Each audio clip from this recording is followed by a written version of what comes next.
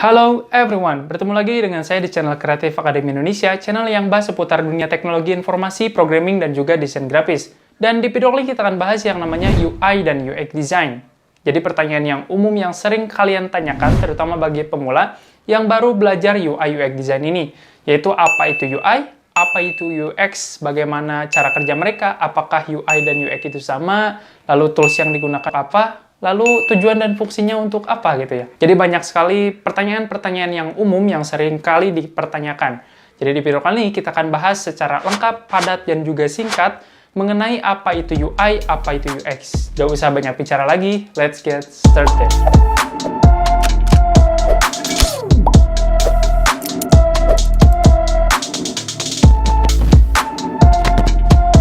UI dan UX design ini adalah suatu metode yang digunakan oleh seorang desainer untuk menciptakan produk yang lebih berkualitas. Produk di sini yang saya maksud itu seperti halnya website Tokopedia, website Shopee, websitenya Lazada, websitenya Blibli, hingga ke mobile apps kayak Grab dan Gojek. Itu adalah hasil dari UX dan UI design.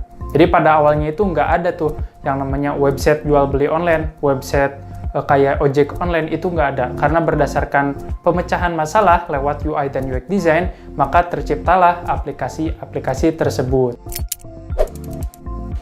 Saya tekankan juga bahwa UI dan UX design itu adalah kedua hal yang berbeda, karena masih banyak sekali orang di luar sana yang menganggap bahwa UI dan UX design itu sama, padahal kedua hal tersebut itu berbeda. Dan walaupun mereka berbeda, itu mereka saling keterkaitan atau keterhubungan lah.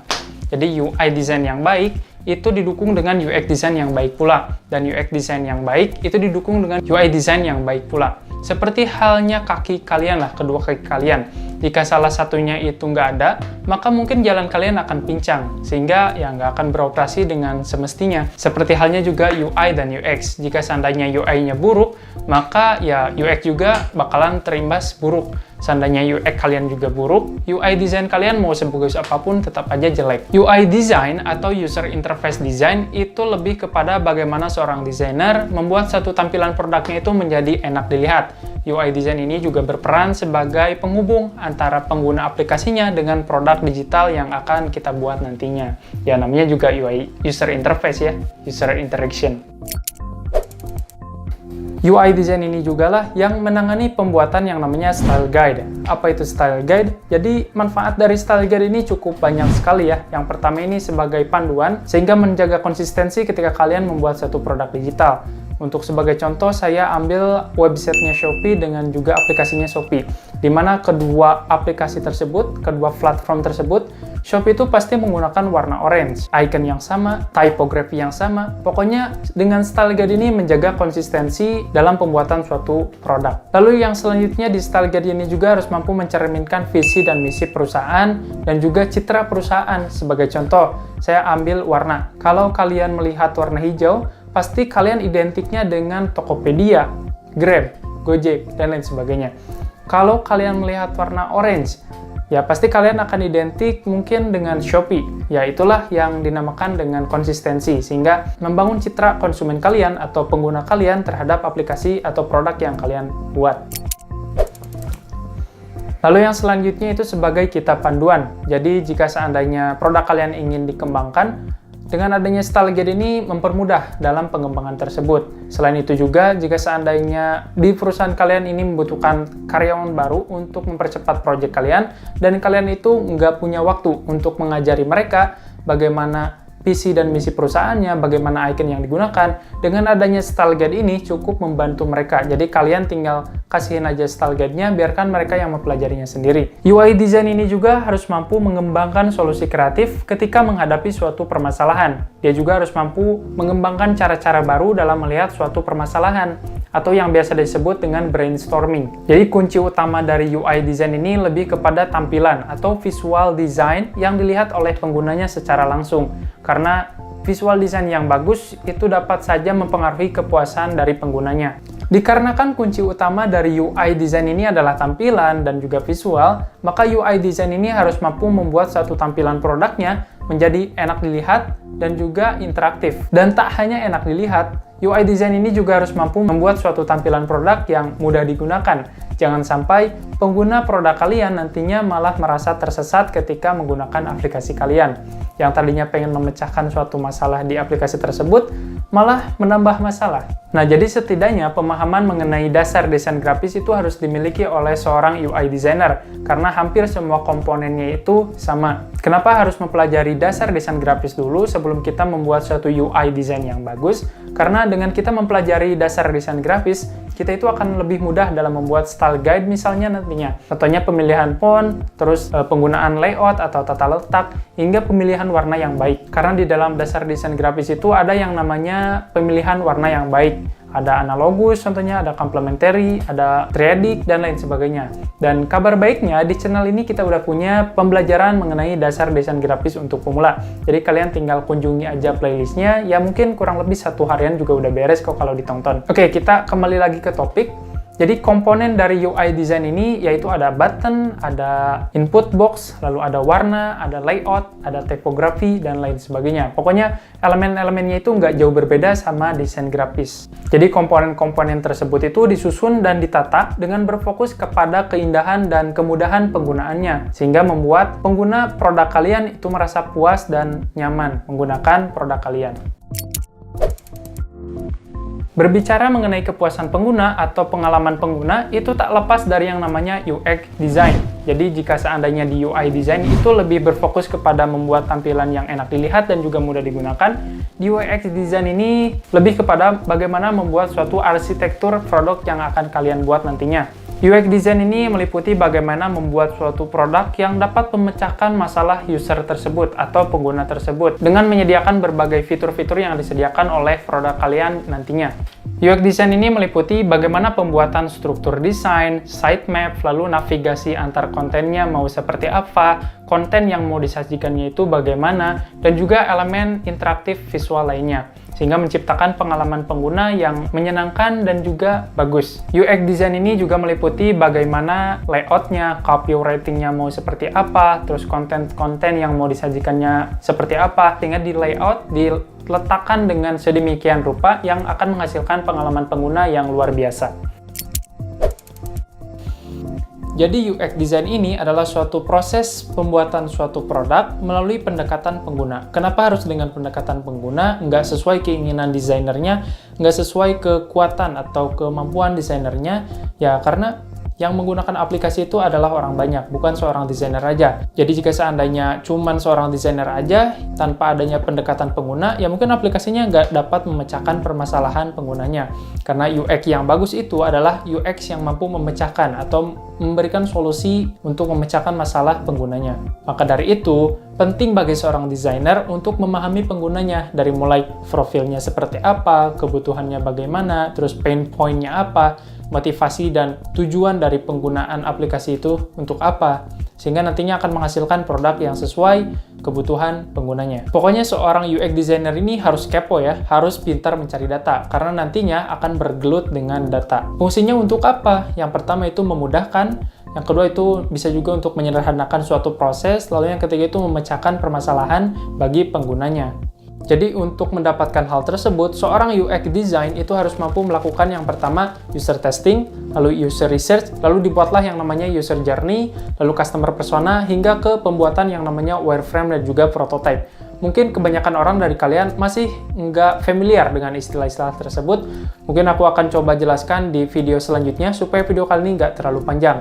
Jadi jangan berkecil hati, di video kali ini aku akan lebih menjelaskan mengenai bagaimana proses dari UI dan UX design. Jadi pokoknya subscribe aja channel ini dan jangan lupa nyalakan lonceng notifikasinya supaya kalian nggak ketinggalan kalau ada update video terbaru di channel ini.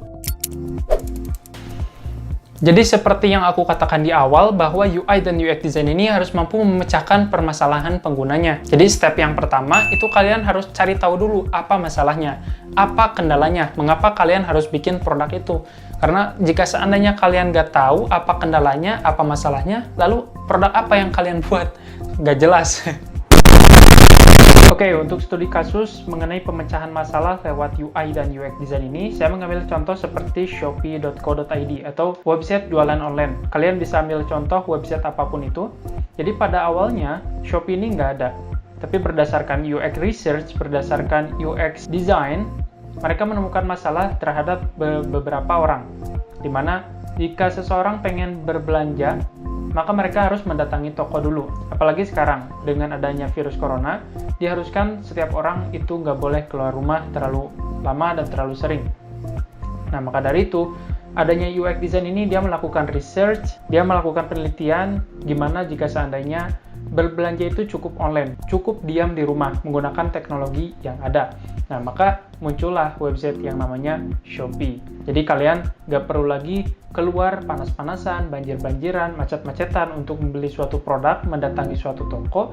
Dengan adanya website Shopee ini, kalian cuma tinggal pegang gadget kalian, scroll-scroll HP kalian, pilih produk yang inginkan, barangnya sampai di rumah. Tak hanya belanja online, di Shopee ini juga kalian bisa berjualan secara online. Jadi mungkin di UX research kita, ada berbagai macam masalah bagi penjual, dia nggak mempunyai lapak untuk berjualan, sehingga dengan adanya website Shopee ini dapat memecahkan masalah. Kita dapat berjualan secara online tanpa harus mempunyai toko. Nah, inilah salah satu implementasi atau contoh dari pengaplikasian UI dan UX design. Kalian bisa cari contoh yang lain lah. Ini adalah contoh sederhana saja. Lalu bagaimana mencari masalahnya? Mencari masalah ini bisa dari berbagai macam hal ya. Bisa kalian lakukan yang namanya user research. Bisa kalian kirimkan yang namanya kuesioner kepada calon atau target pengguna produk kalian, atau juga kalian bisa melakukan interview, baik kepada calon pengguna kalian atau business owner kalian. Karena dengan itu, kalian akan mendapatkan yang namanya feedback, sehingga kalian dapat menyusun yang namanya sistem requirement, atau tujuan dari sistem kalian dibuat itu untuk apa. Lalu setelah kalian melakukan user research, maka selanjutnya adalah user persona. User persona ini adalah membuat suatu karakter fiksi yang menggambarkan dari calon atau target pengguna desain kalian, pengguna produk kalian itu nantinya. Sehingga kalian dapat lebih memahami calon atau target pengguna produk kalian. Ini sangat penting sekali ketika kalian ingin membuat suatu produk yang menarik dan juga memecahkan suatu permasalahan penggunanya. Nah, setelah kalian membuat user persona, maka langkah selanjutnya adalah user flow. User flow ini adalah urutan suatu pengguna dalam memecahkan permasalahan. Nah, jadi jika seandainya kalian kuliah di jurusan teknik informatika, mungkin kalian akan diajarkan yang namanya analisis dan perancangan sistem informasi, di mana di dalam user flow ini lebih di breakdown lagi, lebih dijelaskan lebih detail lagi. Kalian akan belajar yang namanya use case diagram, atau siapa melakukan apa, bagaimana peranan usernya di dalam suatu produk atau sistem, hingga membuat activity diagram. Jadi setiap case dari use case itu akan dibuatkan yang namanya activity diagram, atau alur dari proses sistem itu berjalan. Lalu lebih dalam lagi ada yang namanya class diagram, ada domain model. Mungkin di video selanjutnya aku akan coba bahas juga mengenai hal tersebut. Oke, selanjutnya jika kalian sudah memahami, kalian sudah tahu nih apa masalahnya, apa kendalanya, maka langkah selanjutnya adalah brainstorming. Jadi brainstorming ini lebih kepada mengembangkan solusi kreatif untuk memecahkan suatu permasalahan.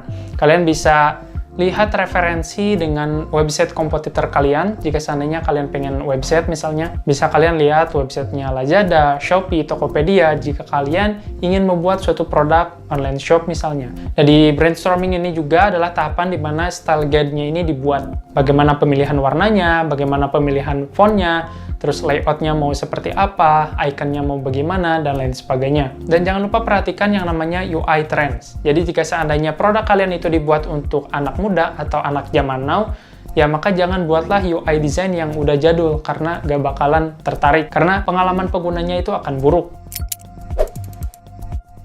Lalu tahap yang selanjutnya, jadi jika kalian udah menemukan masalahnya apa, lalu kalian udah brainstorming juga, lalu langkah yang ketiga ini adalah desain. Desain ini dibagi ke dalam beberapa bagian. Oke, desain yang pertama ini adalah kerjaan dari seorang UX design, di mana di dalam UX design ini yang pertama kali dibuat itu adalah wireframe. Wireframe ini adalah sketsa sederhana di mana menata suatu konten-konten tersebut berdasarkan layout yang sesuai dengan standarnya. Lalu di wireframe ini juga si UX designer harus mampu mempersiapkan informasi apa saja yang mau ditampilkan, termasuk copywriting-nya seperti apa, sesuai target dari produk kalian yang akan dibuat nantinya.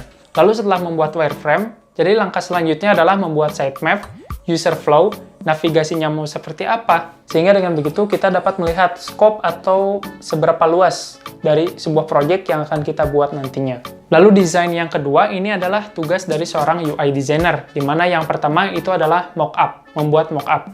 Di mana mockup ini adalah suatu tampilan wireframe Namun bedanya, tampilan wireframe ini sudah diberi warna, diberi konten yang sebenarnya dengan desain yang lebih detail. Tujuannya untuk apa? Melihat hasil jadi atau prototype. Lalu yang selanjutnya itu adalah interactive prototype, di mana di dalam interactive prototype ini adalah simulasi dari produk yang akan kalian buat nantinya, dari mulai navigasinya, lalu animasinya, dan lain sebagainya. Nah, jadi proses desain ini udah sejauh ini, dari mulai pembuatan wireframe hingga ke interactive prototype. Kini saatnya menyerahkan hasil desain kalian kepada seorang developer atau programmer untuk dibuatkan suatu produk jadi yang sebenarnya. Oh ya, seorang UI dan UX designer ini dia bukanlah orang yang paham dan jago di bidang informatika atau IT, dan dia juga bukan seorang yang ahli di bidang bisnis. UI dan UX design ini dia ada di tengah-tengah. Jadi seorang UI dan UX design ini harus mampu mengkomunikasikan apa kebutuhan dari user atau business owner kepada seorang IT programming. Sehingga seorang UI dan UX designer ini harus mampu mendampingi seorang developer untuk membuat produk yang sesuai dengan kebutuhan business owner-nya atau penggunanya. Nah, dari developer inilah dia membuatkan suatu program yang tadinya desain menjadi suatu baris-baris program yang bisa digunakan oleh kebanyakan user atau pengguna. Step yang terakhir itu adalah usability testing dan juga evaluasi. Jadi di step ini membahas apakah produknya itu bisa digunakan atau enggak, memudahkan si penggunanya atau enggak, mampu memecahkan masalah pengguna tersebut atau enggak, apakah user akan tertarik dengan produk ini atau enggak. Jadi jika kalian lihat di Play Store, yaitu di bagian bawahnya ada yang namanya kolom komentar dan juga rating. Nah, ini berfungsi untuk sebagai bahan evaluasi bagi para developernya atau seorang UI UX designernya untuk menciptakan produk yang lebih berkualitas ke depannya. Usability testing ini juga bisa kalian lakukan dengan cara memilih salah satu kandidat calon pengguna produk kalian untuk menggunakan produk kalian tersebut. Lalu kalian interview, kalian tanya bagaimana pendapat kandidat tersebut ketika menggunakan aplikasi tersebut. Apakah bagus atau enggak? Nah, dari feedback itu, kalian bisa jadikan bahan evaluasi dan untuk pengembangan produk yang lebih bagus ke depannya. Jadi kalau diibaratkan, UI dan UX design ini sebagai tubuh kita lah. Di bagian luarnya itu ada kulit ya, wajah, hidung, telinga. Nah, itu dinamakan dengan UI atau tampilan yang dapat dilihat secara kasat mata. Dapat lihat orang-orang lain, itu dinamakan dengan UI. Lalu bagaimana dengan UX? UX ini lebih kepada bagaimana yang ada di dalamnya, seperti tulang, bagaimana tangan ini bekerja karena adanya UX. Jadi jika seandainya UI doang, itu ya cuman UI nggak bisa digerakin apa-apa. Nah, ini bisa gini karena adanya UX. UX ini adalah ya bagian yang bekerjanya lah, mesinnya. Contohnya, kita input minum, maka ginjal ini akan memprosesnya. Itulah dinamakan dengan UI dan UX design. Oke, mungkin seperti itu aja ya penjelasan mengenai UI dan UX design. Jadi, like aja jika kalian suka video ini, komen di bawah jika kalian punya pertanyaan mengenai UI dan UX design ini. Share juga ke teman-temannya supaya teman-temannya juga bisa belajar UI dan UX design. Dan jangan lupa subscribe karena subscribe itu gratis. Dan jangan lupa nyalakan lonceng notifikasinya supaya kalian gak ketinggalan kalau ada update video terbaru di channel ini. I hope you like this video, stay class, and bye-bye.